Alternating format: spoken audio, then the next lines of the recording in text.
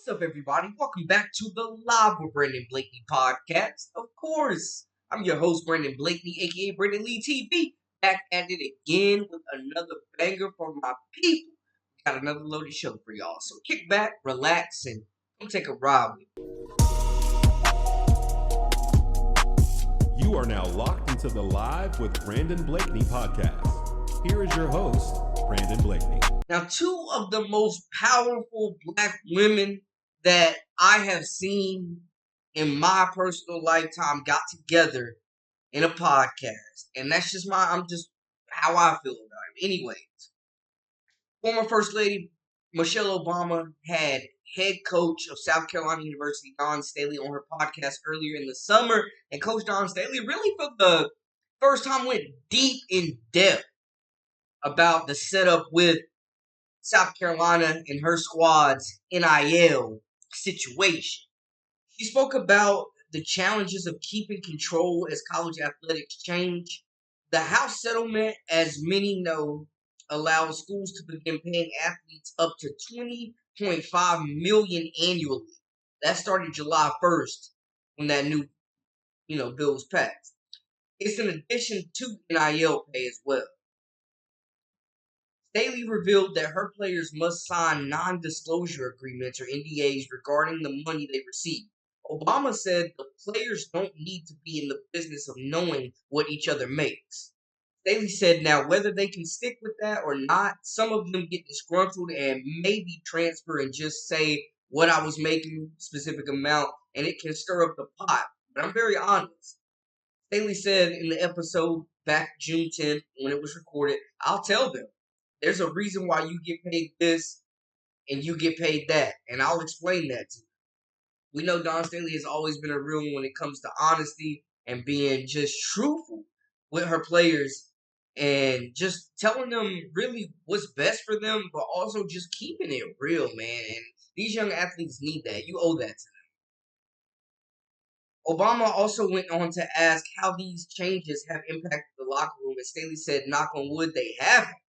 He says she's clear in the financial conversations and tries to do most of the talking with agents. Some players have the same agent, which increases the likelihood of knowing what a teammate makes. But her keeping it under wraps with the NDAs, her being honest with players, transparent with players, dealing with the agents, recruiting players that come from families that provide a solid foundation and no nonsense, establishing a culture.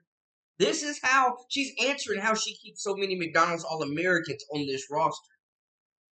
South Carolina hasn't publicly addressed how the money will be distributed, but Staley said in general, probably $20 million per school, but that's football. You also got to include men's basketball and sprinkling in women's basketball and the other Olympic sports. Now, Staley, you got to respect what she's talking about here, man. We're talking about a 3-time national champion who's been doing it at South Carolina she's in her 17th year. When she was asked about how revenue sharing has changed recruiting, she spoke on the subject very in depth, man, just saying that's the difficult part. The market says that if you're a non-contributor and you go into the portal, they can go ask a school like us for $100,000. Crazy work. Proving nothing on the court, asking for $100,000. But it's also not all about play. Sometimes it's about your following. If I entertain that, they're going to take it to another school. Say, hey, South Carolina offered me $100,000. You got $150,000. She says South Carolina has a certain amount of money to work with, and she stays within budget and doesn't overpromise, but does innovative things to help her players out in that space. One example we know, man, is in November coming up. I'm excited about this tournament. The Gamecocks will play in the inaugural Players Era Women's Championship, which gives players an incredible chance at least $1 million of NIL activity. They will play Duke on November 26th in Texas or UCLA on November 27th out there in Viva Las Vegas. Haley says, I'm supportive of it. I really am. Just really discussing all the changes as a whole. She says she thinks it's long overdue, but keeping control is necessary. We've got to find a way to balance. Keep it in an amateur sport while allowing young people to go out there and benefit from their name, image, and likeness. And for me, man, I gotta totally agree. There's gotta be some sort of control, or it's gonna be the wild, wild west out there. It's gonna be basically WNBA, NBA free agency out here. We've seen that in the portal, which kind of needs a little bit more restriction as well. But these players are getting everything they deserve, and you just want to make sure they're protected because it's a lot of money and it's turned into a business. And when it does go from amateur to professional sports, there's no leeway. You either do your job or this player's getting forced out of programs. And we're seeing that a little bit now, but it could be a lot worse. So shout out to Coach Don Staley, man. I'm moving on, mentioning another team that South Carolina will be playing in this series is USC. The USC versus USC, Southern Cal versus South Carolina. Now we know arguably the best player, most talented player, returning national reigning player of the year, JUJU Watkins, is probably out for the season. More than likely, she's gonna miss a lot of time. Could some speculation she could be back in January, but I tell you what, man, Jazzy Davidson and Kennedy Smith have really been putting in work this summer. Kennedy Smith winning a gold medal with Team USA, knocking off Brazil with Camila Cardoso and Dantas. And she's back with the team now. Davidson coming in as the number one player in the country, had a crazy, crazy run her high school senior season, and then going through the Jordan Brand Classic, McDonald's All-American, Nike Summit, like just overtaking Aaliyah Chavez for that number one spot. She is the purest scorer in the country as far as freshmen. She is the purest scorer in that freshman class, in my opinion. She's a three-level scorer that is going to come in, and she's a true combo guard. She can play the one, she can play the two. She's a playmaker, but she also, I could see her averaging dang near up to 15, 18 points a game, somewhere around there, because the shot opportunities will be there. They have a legitimate perimeter threat with Davidson, as well as Kennedy, as well as London Johnson. So or London Jones. There's perimeter threats there, man. I gotta say, Kennedy Smith as well as Jazz can definitely be one of the most dynamic duos in the Big Ten next year. Both of them have been putting in work in the gym already, and I just love Davidson's game, man.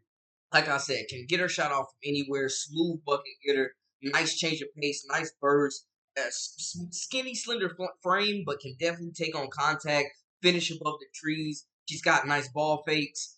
She can get to the cup at will, finish those off balance, just deep layup package, man. Can really use every angle on the court and hit tough shots. And I love Kennedy Smith's game, man. I know, she only averaged about 9.6 points per game, battled some injuries. But when Juju went out, man, she played big, had 10 points against Mississippi State, had 19 against Kansas State. And that's just showing you, when the lights is on in the Sweet 16, she really came up big for this team. And that was just really just showing us a glimpse of what could be. I think she's going to be one of the best perimeter defenders in the country. She was a lockdown defender for Team USA. Her scoring took a back seat because they needed her to be the number one perimeter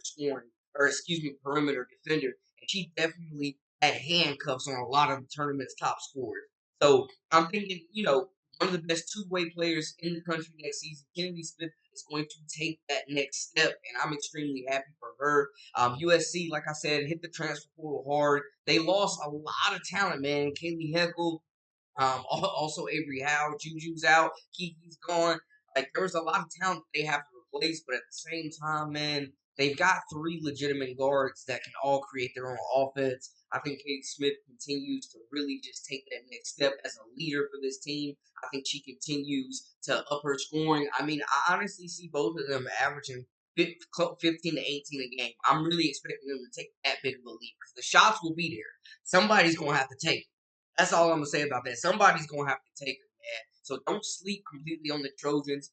Number one freshman in the country coming in. One of the top sophomores in the country coming back. I'm excited for this team. I think, they're going to surprise some people, and they're going to have a chip on their shoulder, man. You don't just make it to the Elite Eight by accident.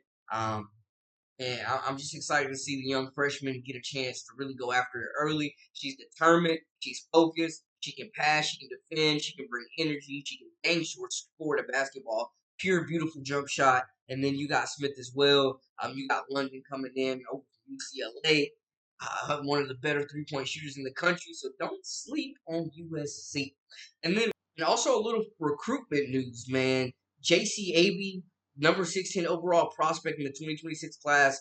One of the top scorers, one of the top freshmen in the country, 5-star, who is back on the court playing for. She was playing for all nighters and for overtime select, and then she ended up tearing her ACL last season.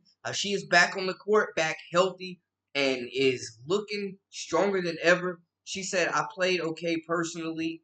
I have a high standard, so I'm not too impressed with myself each game. I'm just stacking, building that confidence. I think I did pretty good considering my whole journey. I'm going to come back next week and do some more for the team."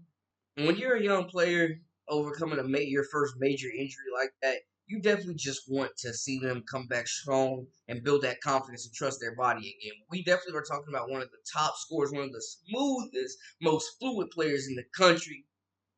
And it seems like a lot of people are feeling like Coach Kim Mulkey in the gang. Let me not say gang. I don't want to offend anybody. Kim Mulkey and her staff could be the front runner. Now, she is out of Liberty, Texas, has emerged, like we said, as one of the top prospects in America with a lot of offers. She has cut her list down. LSU is firmly in the running and on her radar. She's 6'3". She also has offers from UCLA, Texas, among several others. And now she is really beginning to solidify the schools that will be locked in with her visits. She will check in first with TCU, who is in her final schools this offseason, but she's setting a fall schedule with LSU Tigers in the mix as well. Mulkey and the LSU Tigers will get Abii to Baton Rouge for a multi-day stay during the weekend of September 13th. She will also visit Tennessee September 6th. Don't sleep on these SEC schools. Texas in September 20th during football season. I'm just saying, as she just really begins to lock in on these final schools on her radar, man. So, like I said, going to LSU, going to TCU, going to Tennessee, going to Texas. She is absolutely making her rounds, man. And honestly, Coach Kim Mulkey and her staff have really prioritized the recruiting cycle 2026, especially with Abii. They've checked in with her multiple conversations over this past year, and they are definitely emerging as a school to watch. They have their foot firmly on the gas with her and Olivia Edwards. Abii's game is really continuing to grow and evolve as she matures into her frame. 6'2", 6'3". She provided the USA basketball 17 under roster with front court depth and another talented option capable of controlling the paint.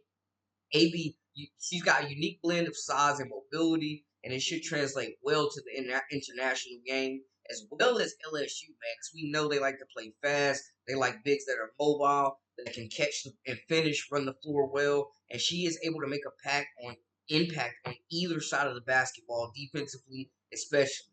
And we know that she suffered a significant injury, and she really is working herself back, firmly looking confident and trusting herself to just continue to develop and come back stronger than ever. And to be honest, man, just looking at her game, she's got point forward capability, man. Like, look at her grab the rebound here, take it coast to coast, take the contact, finish. Like, she is not just a paint beast. Like, she can definitely handle the basketball.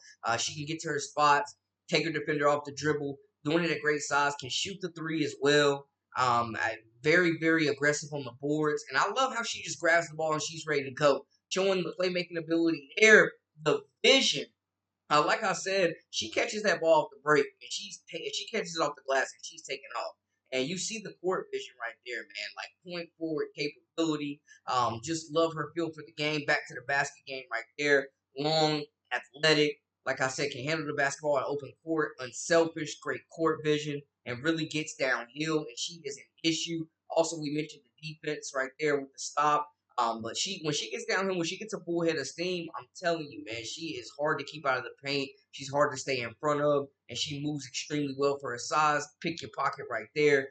And look at her just handling the basketball, man. Spin move. I just love her feel for the game, to be honest with you. Like, fluid athlete, can play, honestly, 3 through 5 right now. Just her ability to guard multiple positions. She can guard the perimeter, quick hands, long, athletic, and she is a serious issue when she gets down the court as far as getting ahead of steam. Shit, man, just like how good she is starting the break, bro. Look at the heat rain. Shot off the dribble, off the catch right there, off the dribble, getting ahead, full of steam downhill, putting her head down and just bowling through, getting to the paint. Look at that one-hand touch pass. Love her ability and feel for the game. Like I said, super versatile, can play on the perimeter, can get to her spots, can bully small defenders, take contact, hit off balance shots, and she would be sensational at anywhere she goes. But Kim Mulkey, man, holy Anissa Morrow, a little like different game, but some similarities though. Different game. Honestly, not even. I mean, honestly, she kind of played more like Angel Reese than Anissa Morrow, but she got the three ball. I'm gonna just go ahead and say that. But you see what we're working with, man. Like I said, Tennessee all in. She would be a great fit with them as well in that fast paced system. And also Texas, man. They could use some size, some athletic ability. But we've seen, she kind of looking like the Angel Reese mold, but more skilled at this point at her age. But that is a wrap for us, man. Y'all let me know how y'all feel in the comments. Until next time, make sure to hit that subscribe button, comment, like, share, all that good stuff. And join our memberships. We got exclusive content daily, weekly, whenever you need it. Until next time, my people, we out.